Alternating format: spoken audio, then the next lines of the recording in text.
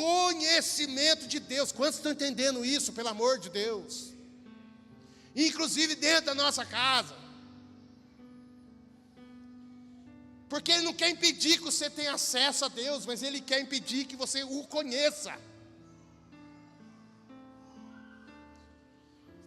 Os 3 pilares apresentados de Jesus é ir, alcançar pessoas.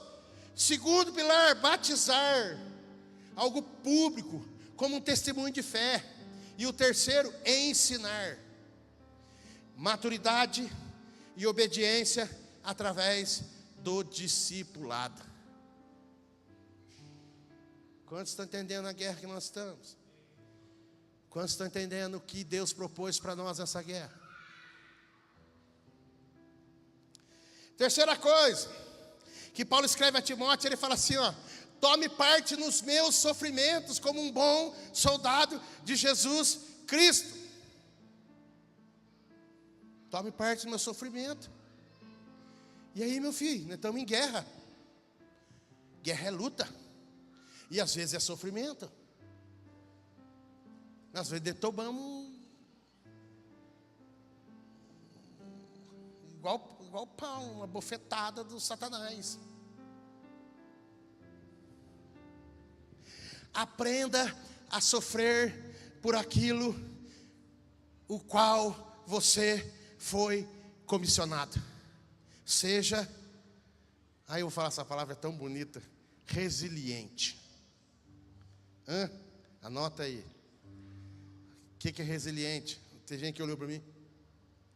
Ser resiliente é ter a capacidade de se adaptar, se recuperar e crescer diante das adversidades, desafios, traumas, utilizando a força interior que Deus deu a você, o poder de Deus, para superar obstáculos, aprender com as experiências e manter o equilíbrio, em vez de ser derrotado ou paralisado por eles. Meu Deus. Você consegue entender por que recebemos poder de Deus na nossa caminhada cristã com Jesus? Porque obviamente nós passaremos por sofrimento. Paulo está falando para Timóteo: Timóteo, deixa eu falar um negócio para você, cara. Sofre comigo os sofrimentos. Olha só, tome parte do meu sofrimento como um bom soldado de Cristo. Caramba, Ele nos alistou para uma guerra. E aí a guerra às vezes se torna difícil. E às vezes sofremos. Ou não, é só o pastor. Não é sobre se sentir, olha só, não é sobre não sentir dificuldades, mas sim sobre retomar a estabilidade e se fortalecer em Jesus para passá-las, adaptando-se a novas situações e seguindo em frente. Paulo está falando para Timóteo: cara, vai ter dia que o chicote vai estar lá, mas deixa eu falar para você, tem poder de Deus. Quando você se sentir fraco, aí é que você está forte, porque o poder de Deus revestirá você, e você vai estar estabilizado diante das dificuldades. Você vai se fortalecer para passar as dificuldades. Você vai se adaptar ao que for necessário, às novas situações, e irá seguir em frente no seu propósito. Como diria o poeta e pastor Charles Brown Jr., dias de lutas e dias de glória. Porque você sabe, Charles Brown foi pastor de uma geração inteira, sabia disso? Porque a igreja não quis pastorear a geração que Charles Brown Jr. estava pastoreando.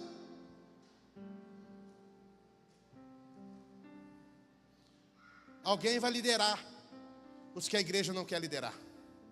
Alguém vai discipular os que a igreja rejeita discipular. Se estamos em guerra, se somos soldados de Cristo, haverá sofrimento, cansaço, dias difíceis, problemas, pelejas, porfias, mas em todas essas coisas, somos mais do que vencedores por aquele que nos amou. Irmão, pensa no perrengue. Morreu o maior líder da igreja, o maior pastor que uma igreja conheceu. Morreu. Aí vai atrás de outro chamado Josué e fala: Josué, é o seguinte, você vai liderar esse povo agora. Aí Deus vira para Josué e fala assim: Josué, é o seguinte, filho, ninguém poderá te resistir todos os dias da sua vida. Porque é isso que Jesus está falando para mim e para você, quando ele fala assim: eis que estou convosco, algumas vezes, em alguns momentos. Nos momentos de alegria, estou contigo. No churrasco, estamos juntos. Não, Jesus fala que eis que estou convosco todos os dias, por um período, até, por favor, quem lê a Bíblia, até consumação dos séculos, até o fim. Olha, Josué, ninguém poderá te resistir todos os dias da tua vida. Como estive com Moisés, assim estarei contigo. Não te deixarei, nem te desampararei. Não é bom ouvir isso pra caramba? Jesus está falando isso para nós, não está, tal não está, irmãos? Tal não está. Jesus não ia enfiar nós numa guerra se ele não fosse conosco. Mas daí ele fala no verso 7: igreja, casa de filhos, Josué, apenas esforça-te e ser corajoso, cuidando de obedecer a toda a lei que meu servo Moisés te ordenou. Não te desvies dela, nem para a direita, nem para a esquerda. Assim serás bem-sucedido por onde quer que andares. Parece que Deus já sabia que ia ter uma guerra política em 2026. Não desvie nem para a direita, nem para a esquerda. Fique com a palavra. Aí uma dica aí para 2026, para você não brigar com sua família: não afaste da tua boca o livro dessa lei, medita nele dia e noite, para que tenhas cuidado de obedecer a tudo que nele está escrito. Assim farás prosperar o teu caminho e serás bem sucedido. No 9 ele diz: não te ordenei isso? Esforça-te, sê corajoso, não tenhas medo, nem te assustes, porque o Senhor teu Deus está contigo por onde quer que andares. Não, vocês não receberam essa palavra.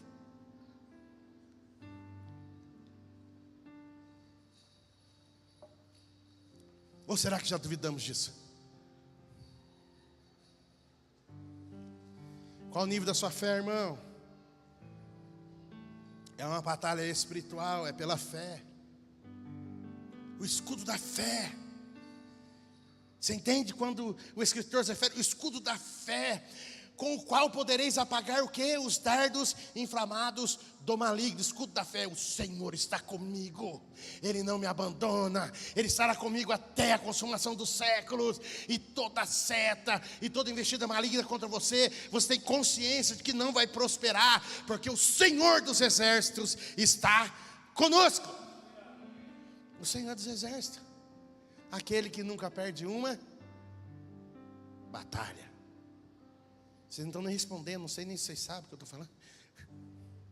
Esforça-te, ser corajoso, aprenda a sofrer por aquilo que você foi comissionado. Seja resiliente. Quarto, Paulo escreve a Timóteo falando assim: olha, Timóteo, como soldado de Cristo que somos, não se deixe prender pelos negócios deste mundo. Não negocie, Timóteo. Não abra mão e não abaixe a guarda. Não deixe que nada te prenda. Cuidado com a concupiscência. O diabo, nosso inimigo, anda em derredor buscando a quem possa tragar. Ele irá usar nossa própria concupiscência como um meio de nos parar. Escritor aos Hebreus, Ei, se liberte das amarras, dos embaraços e do pecado que estão de perto, e corramos com paciência a carreira que nos está proposta. Sabe, tem um homem na Bíblia que você conhece, que eu conheço, que a gente conhece, chamado Davi. História incrível desse cara. Um homem segundo o coração de Deus. Mas escute uma coisa que eu vou ler para você. Davi cometeu um pecado que está escrito em 2 Samuel, capítulo 11 e capítulo 12. Davi se envolveu num adultério com uma mulher chamada Batseba, esposa de seu servo Urias, e planejou o assassinato de Urias para encobrir a gravidez da mulher, concebeu através daquele adultério. Após avistar Batseba tomando um banho, você já conhece, Davi a chamou ao palácio, e ao saber da sua gravidez, enviou Urias para a linha de frente da batalha, resultando em sua morte. Aí você já sabe da história, o profeta Natan, que aqui está, confrontou Davi, que se arrependeu. Mas Davi enfrentou severas consequências familiares e políticas. Você já conhece a história. Não deu nada bom. Deus perdoou o seu pecado, mas existe uma consequência. Davi, no livro de 2 Samuel, capítulo 11, verso 1, diz assim: na época da primavera, no tempo em que os reis saem à guerra, Davi enviou Joabe e com ele os seus servos e todo Israel, e eles destruíram os amonitas e sitiaram Rabá. Diz o texto: mas Davi ficou em Jerusalém. Escute, na época, no tempo em que os reis saem à guerra, Davi enviou Joabe, mas ficou em Jerusalém. Em vez de liderar seu exército na guerra, Davi permaneceu em Jerusalém, o que facilitou a tentação. Irmão, o sangue de Jesus tem poder, né? Parece que aumentou, né?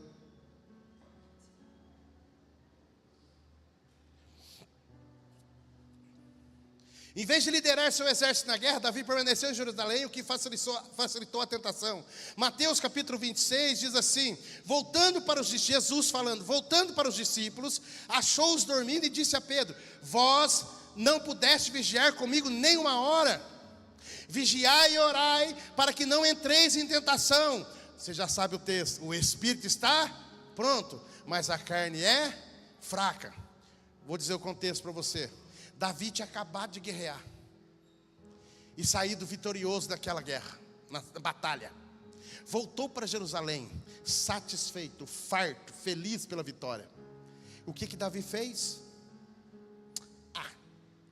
Não preciso ir para a guerra dessa vez. Vou ficar por aqui. Estou cansado. Vou ficar aqui mesmo, porque o pastor vai subir no monte. Eu vou ficar aqui, porque não preciso evangelizar. Tem um monte de crente que evangeliza lá. Olha, eu não preciso estar com os irmãos nessa peleja, não preciso estar com os irmãos da congregação, porque eu já sei, Jesus é bom e o diabo não presta. Eu não vou me envolver em discipulado, eu não vou me envolver com esse negócio de igreja, não. Eu não vou. Eu vou ficar por aqui. Eu acho que nem preciso de tudo isso. Nossa, esse negócio de igreja, fanatismo. Nossa, esse negócio de... Nossa, eu acho que não precisa ser assim. Eu acho que tem hora que a gente pode dar uma relaxada. E é isso que Davi fez. É isso que Davi fez. Enquanto o seu povo estava na peleja, enquanto o povo estava numa batalha, Davi decidiu não ir, decidiu não guerrear. Eu já li para você a história. Jesus chamou os discípulos para orar, e Jesus sobe para orar, porque o negócio estava ficando estreito. Ia ficar estreito também para os discípulos. Jesus chama eles para orar. E aí Jesus volta e encontra os discípulos dormindo. E diz: Pedro, pelo amor de Deus, vocês não conseguem vigiar nem uma hora. Aí Pedro fala assim, aí Jesus fala: vigiai e orai, para que não entreis em tentação. Sejam alertas, vigiem, não cedam, não baixe a guarda, não pare de guerrear. esteja pronto, com o coração alerta. Porque o espírito está pronto, mas a carne é fraca. Porque às vezes a gente se deixa seduzir, porque a gente baixa a guarda. Davi estava em cima do palácio, baixa a guarda, vulnerável. Ninguém vai falar para ele, cuidado Davi. É assim que acontece com a gente quando a gente se afasta do corpo de Jesus, da igreja. Não tinha ninguém falar para ele, cara, essa mulher aí é de Urias, você está maluco?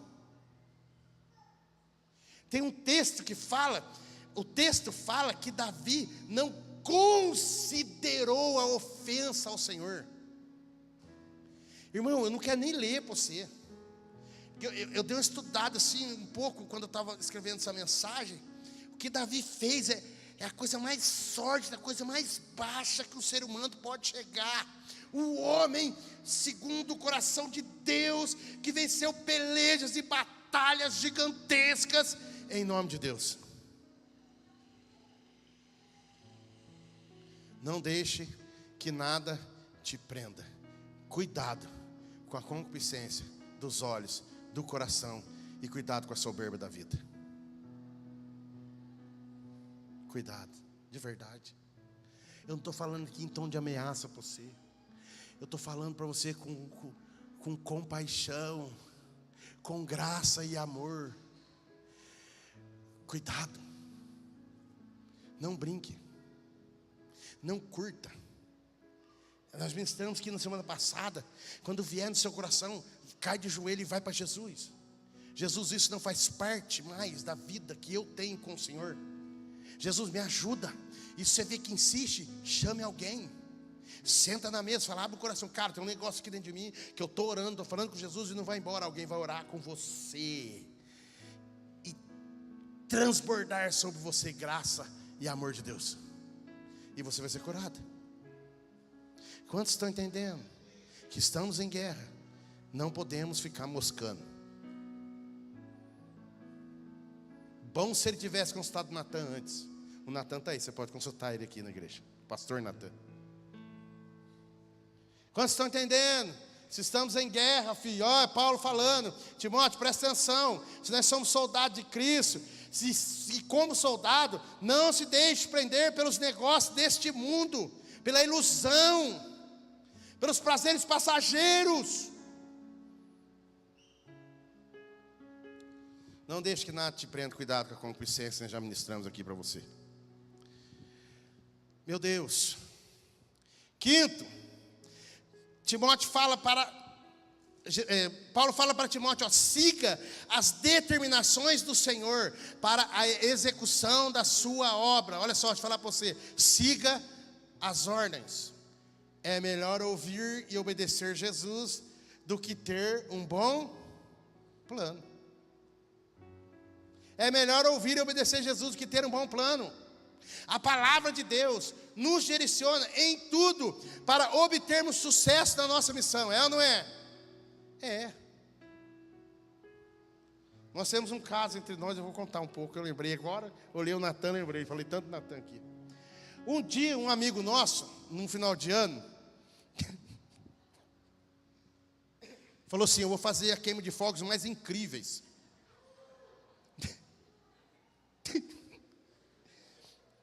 Vamos lá para casa, churrasco, piscina.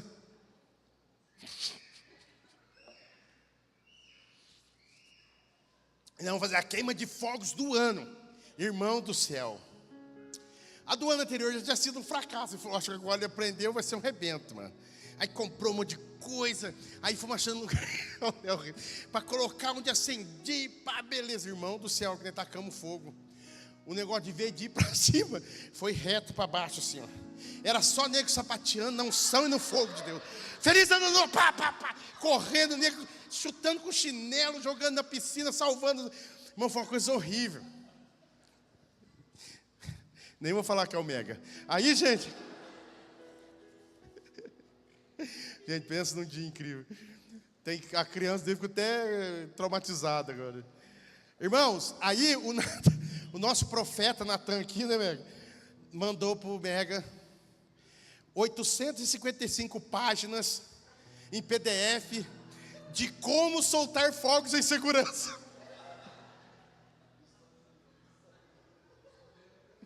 Está lendo até hoje. Já faz 2 anos e está lendo hoje. Quantos estão entendendo, irmãos? Olha só. Deus nos dá armas espirituais para combatermos nessa guerra espiritual. Mas você precisa saber no manual como e quando usá-las.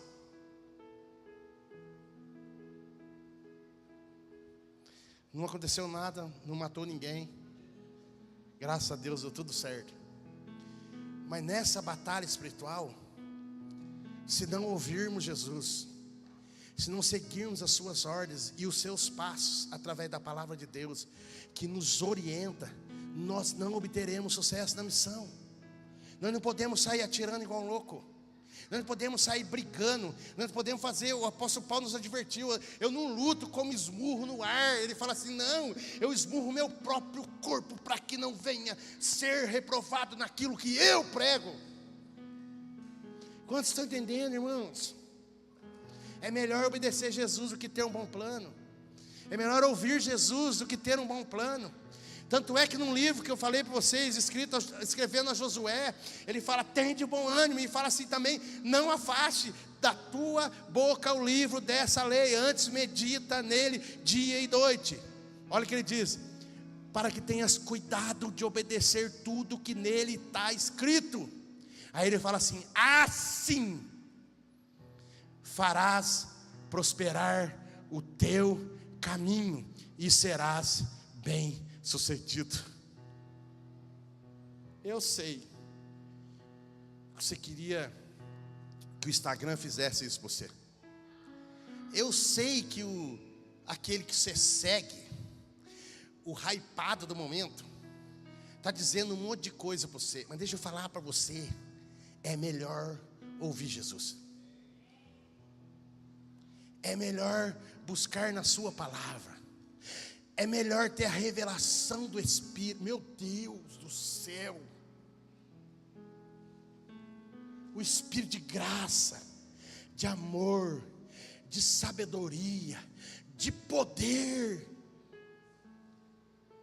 Dentro de você, e você está esperando o hypado do momento dizer para você o que é certo, o que é errado, o que você deve, o que você não deve fazer.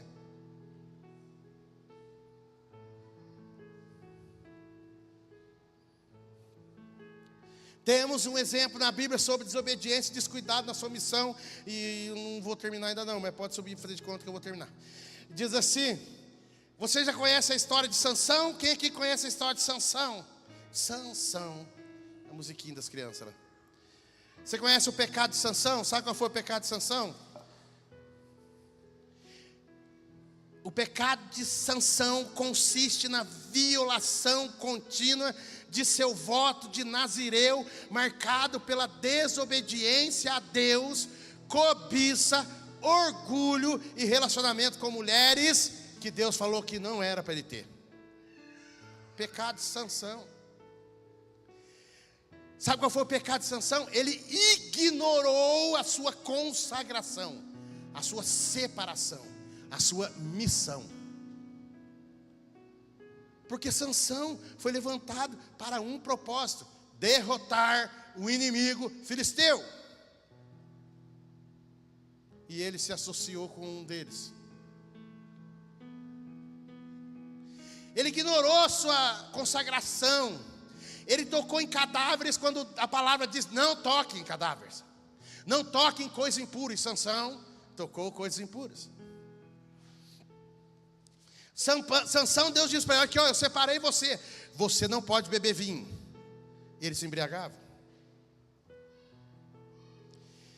E no momento da sua ignorância, revelou o segredo da sua força, que Deus disse para manter em segredo, resultando na perda do poder, na sua prisão e na sua cegueira. E não é por acaso que Sansão perdeu o poder de Deus, estava sobre ele, se tornou escravo e cego. Quantos já entenderam o que Jesus está falando conosco? Vamos lá, vamos falar sobre Sansão. Violou o voto de Nazireu. Como Nazireu, desde o ventre, separado por Deus, Sansão não devia cortar o cabelo, beber álcool, tocar em corpos mortos. Ele tocou o cadáver de um leão e permitiu que cortassem seu cabelo. Sansão, Deus disse para ele acerca dos relacionamentos com estrangeiras. Ele envolveu-se com mulheres filisteias, inimigas, contrariando a lei, sendo a mais notável e decadente de todas, chamada Dalila, que causou a sua ruína. Orgulho e autossuficiência. Sansão confiava excessivamente em sua própria força física e esperteza, agindo de forma independente de Deus e ignorando as consequências. Meu Deus, tem misericórdia de mim. Vou ler de novo. Eu vou ler de novo, porque em nome de Jesus, se você está se enquadrando no que eu estou lendo aqui, é hora de você voltar para os pés de Jesus e depender dele. Sansão confiava excessivamente em sua própria força física e esperteza, agindo de forma independente de Deus e ignorando as consequências. Sabe qual foi o pecado de Sansão? Outro pecado? Licenciosidade. Demonstrou falta de autocontrole, cedendo a desejos carnais e pecando por prazer, mesmo sabendo que era errado. Sansão cometeu o pecado da desobediência, ignorou o seu chamado divino de libertar Israel para buscar seus próprios desejos, tornando-se um escravo dos filisteus. Escute, Juízes 16, onde está escrito a história de Sansão. Quando Dalila viu, verso 18, quando Dalila viu que dessa vez Sansão tinha dito a verdade, confiava na sua própria força. Você sabe a história da Dalila? Fala para mim, Sansão. Sansão, gato. Fala, meu gato lindo, separado, ungido de Deus. Você viu Paulo sendo elogiado por um endemoniado? Esse é Paulo, homem de Deus. Aí falou assim: para trás de mim, Satanás.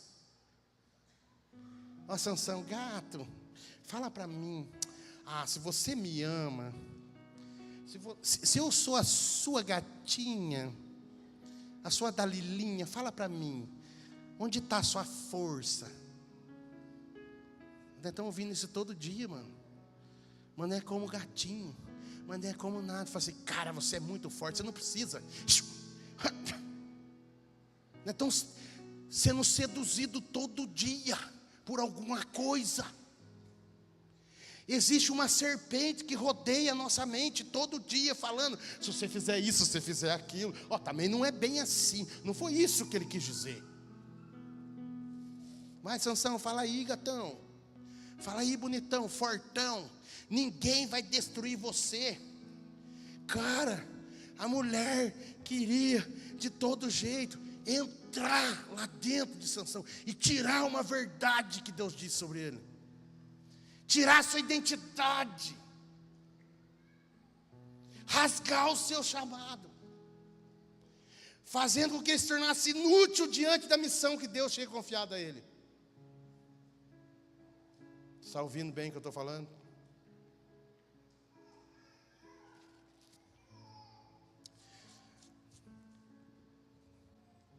Dalila viu que dessa vez Sansão tinha dito a verdade. Mandou os oficiais filisteus o seguinte recado: venha mais esta vez para cá, pois dessa vez ele abriu o seu coração para mim. Sabe o que ela está dizendo aqui? Vem. Dessa vez ele cedeu.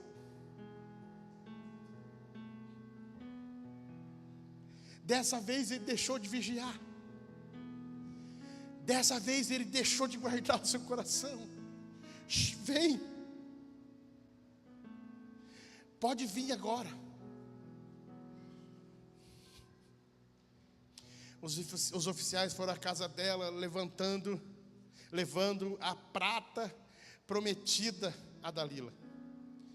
Então Dalila fez Sansão dormir nos joelhos. Irmão, sangue de Jesus tem poder. Foi fazendo cafunézinho nele. E ele foi deitando, cedendo e se entregando. Irmãos, nós estamos em guerra, e é verdade. Não podemos imitar Sansão. Por favor, jovens, homens de Deus que estão casados, não comece a olhar, não comece a ver aquilo que você não vai conseguir parar. Não ceda, por favor.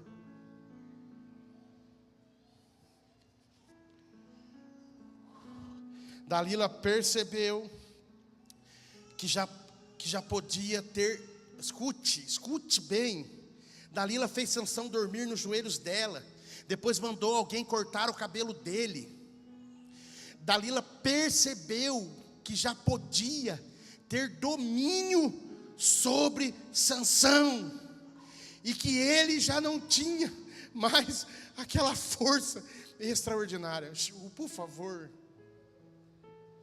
favor, deixa o Espírito de Deus ministrar no seu coração sobre isso.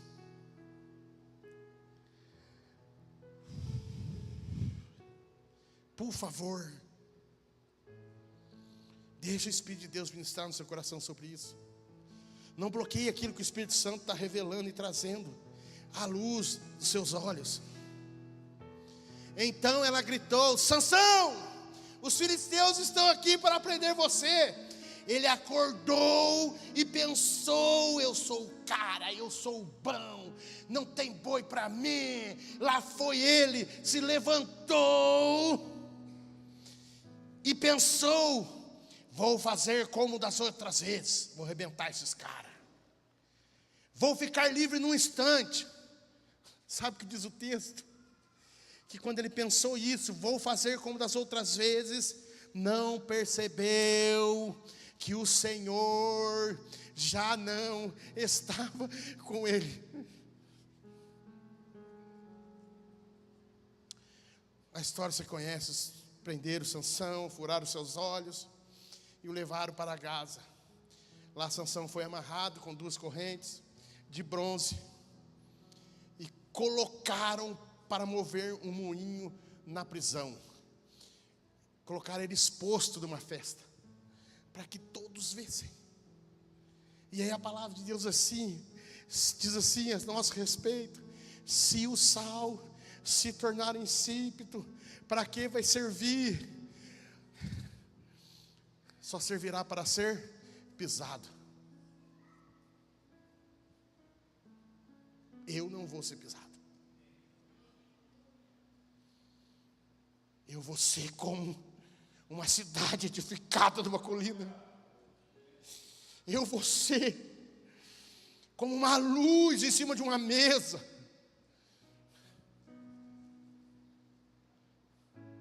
Você sabe a história que, apesar das suas falhas, no momento de arrependimento, Deus o usou pela última vez.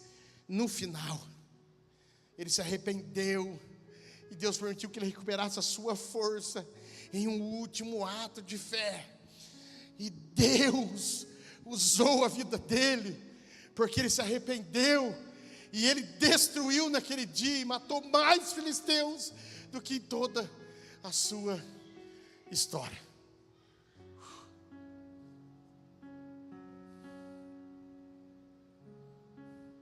Arrependimento.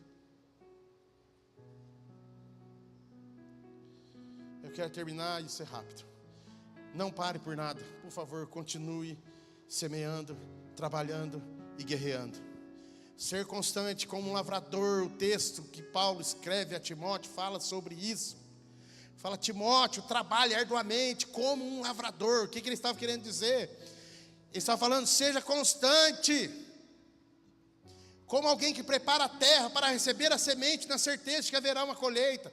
Dá trabalho, mas o fim será mais do que satisfatório, será para a glória de Deus. Ser um soldado de Cristo e perseverar na batalha nos trará uma recompensa que não pode se comparar nem com ouro, nem com prata ou com qualquer outra coisa de valor que possa existir nesse mundo. 1 Coríntios capítulo 15, fique de pé, eu já vou encerrar.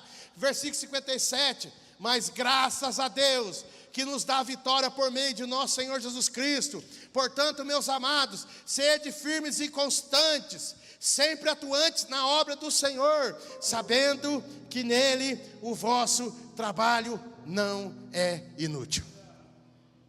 A nossa recompensa vem do Senhor e será para a eternidade. Eu quero encerrar lendo um salmo para você. O texto que Paulo escreve a Timóteo diz assim: pense bem no que estou dizendo, Timóteo, e o Senhor o ajudará a entender de que forma isso se aplica a você. O Senhor irá nos fazer entender. Sabe o que Paulo está falando assim, Timóteo?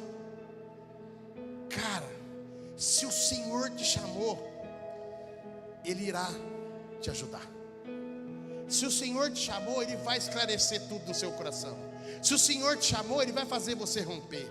E aí, quando eu meditava nessa palavra, o texto que me veio à mente foi Salmo 46, verso 1 a 7, que diz assim: Deus é o nosso refúgio e fortaleza, socorro bem presente na angústia. Por isso, preste atenção no que o texto está dizendo: não temeremos, ainda que a terra trema e os montes afundem nas profundezas do mar, ainda que as águas venham a rugir e espumar, ainda que os montes estremeçam na sua fúria.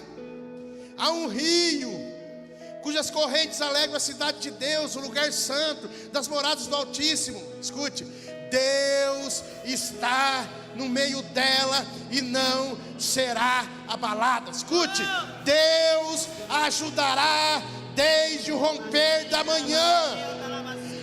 As nações se enfurecem, os reinos se abalam. Ele levanta a sua voz e a terra dissolve. O Senhor dos exércitos está conosco. O Deus de Jacó é o nosso refúgio. O Senhor dos exércitos está sempre conosco. Ele nos fará vencer.